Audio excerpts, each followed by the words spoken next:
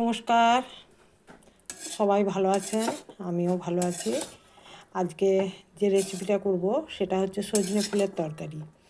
এই সজনে ফুলের তরকারি এইভাবে যদি করা হয় গরম ভাত এক থালা উঠে যাবে।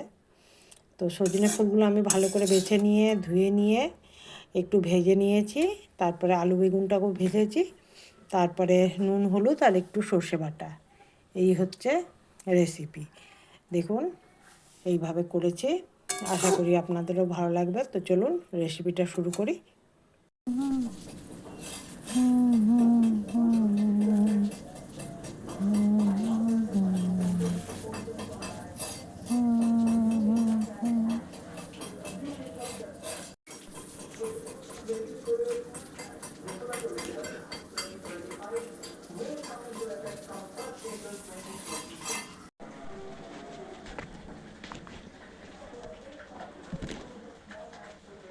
সজনে ফুলটা খুব ভালো করে ছাড়িয়ে একটু হলুদ জল দিয়ে ভালো করে ভিজিয়ে ভালো করে ধুয়ে নিয়েছি। আর ওর সাথে কেটেছি 1.5টার মতন বেগুন মাঝারি সাইজের, আর একটা আলু। এখানে দিয়েছি আমি তেলটা গরম হলে আগে সজনে ফুলটা ভালো করে ভেজে নেব।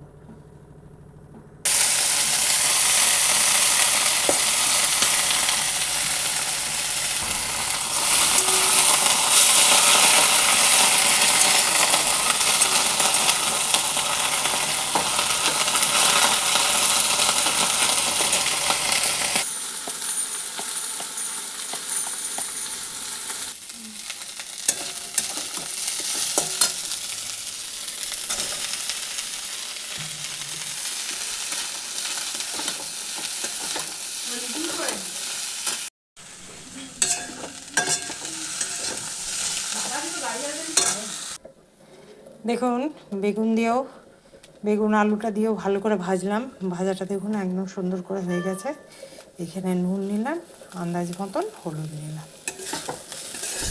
আর দেখালাম তো সর্ষে কতটা নিয়েছি। সর্ষেটা মিক্সিতে পেস্ট করে নিয়েছি। একটু নুন হলুদ দিয়ে নাড়িয়ে চাড়িয়ে সর্ষেটা দিয়ে দিচ্ছি। এটা কিন্তু শুকনো শুকনো শুকনো মানে একদম ঝুরঝুরের মতন করবো। আর এটা গরম ভাত দিয়ে অসাধারণ লাগে খেতে। আর এখন সজনে ফুলটা খাওয়াটাও খুব ভালো। দেখুন একদম ভাজা হয়ে গেছে।